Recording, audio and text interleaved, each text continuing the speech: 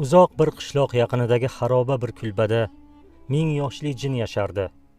Bu yerda jin istiqomat qilishini bir paytlar hamma bilardi. Bu yer xosiyatsiz joy. Bu kulbaga yaqinlashmanglar, deyishardi kattalar. Oradan zamonlar o'tib bu so'zlar unutildi. Kulba o'rnida katta xarsang tosh va do'ppaygan qumtepa qoldi. 1000 yoshli jin shu xarsang tosh ostida yashardi. Kulba oldidagi daraxt kovagida esa ota-bola shaytonlar istiqomat qilishardi. Jin shaytonlarni yoqtirmas, shaytonlar ham kulbaga yaqin kelishmasdi. Jin 1000 yildan buyon ne voqealarga guvoh bo'lgan. Xonliklarni qulashi-yu imperiyalar yuksalishi, odamlarni azob va quvonchlarini ko'rdi. Ammo bu vaqt davomida u hech qachon odamlarga yomonlik qilmadi. Kunlarning birida u qishloq tashqarisidagi dalada kimdir unsiz yig'layotganini eshitib qoldi. Qarasa bir dehqon, oldida sopi singan ketmon, eski poyabzal va kichik bir xaltada ozgina don bilan yig'lab o'tirardi. "Nega yig'layapsan, odamzod?" so'radi jin. Dehqon boshini ko'tarmay javob berdi. "Men bor budimni ekdim, lekin suv yo'q. Irmoqlar qurib qolgan. Yomg'ir yog'ishini kutib o'tiribman. Qurg'oqchilik meni adoyi tamom qildi. Charchadim." 1000 yoshli jin hayotda hali tajribasi kam bo'lgan dehqonning yoniga o'tirdi va "Tamom bo'ldim degin. Tushunaman. Men ham azob nimaligini yaxshi bilaman. Men toju taxt uchun otasini o'ldirganlarni ko'rdim. Urushlarda farzandlaridan ayrilgan onalarning faryodini eshitdim. Bilasanmi, 1000 yildan buyon faqat sen meni hayron qoldirding. Har yili hosil bo'lsa bo'lmasa, yana umid bilan yerga urg'a ekasan. Hech qachon umidingni yo'qotmaysan. Seni umiding meni sehrimdan ham kuchli", dedi jin dehqonga boshdan oyoq razm solib, keyin so'zida davom etdi. "Senga rahmim keldi. Xohlasang seni boy badavlat qilib qo'yaman. Faqat bitta shartim bor. Kambag'allarga yordam berasan." Buni eshitgan dehqon, "Qasam ichaman. Sen nima bersang, muhtojlarga beraman. Ochlarni to'ydiraman. Meni boy qilib qo'y", dedi dehqon. Jin osmonga qarab pufladi. Shu payt sharros yomg'ir yog'a boshladi. Dehqon o'sha yili boyib ketdi.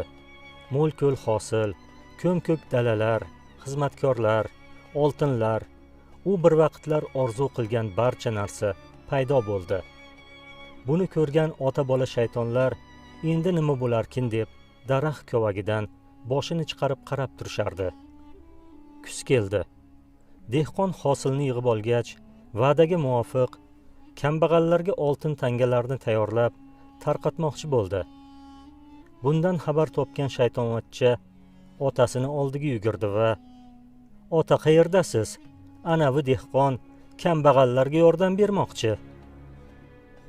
Ota shayton kulib dedi: "Biz tirik ekanmiz, dehqon kambag'allarga emas, o'ziga ham yordam bera olmaydi."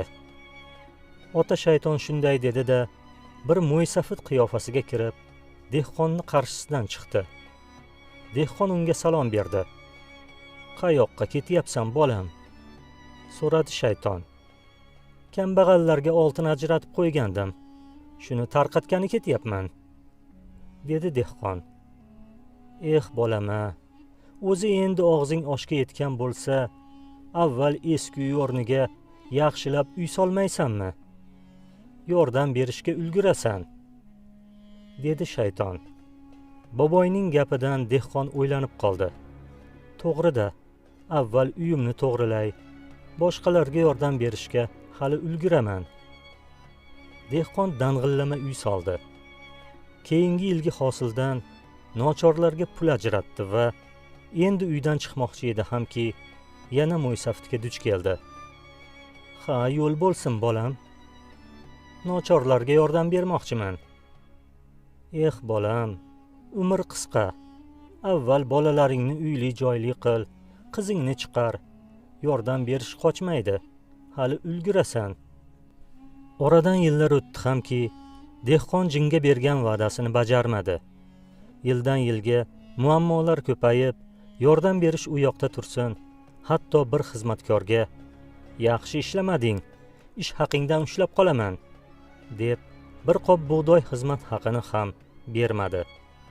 Bechora xizmatkor yalinib yolvordi. Axiri och nahor bolalari oldiga quruq qo'l bilan qaytdi.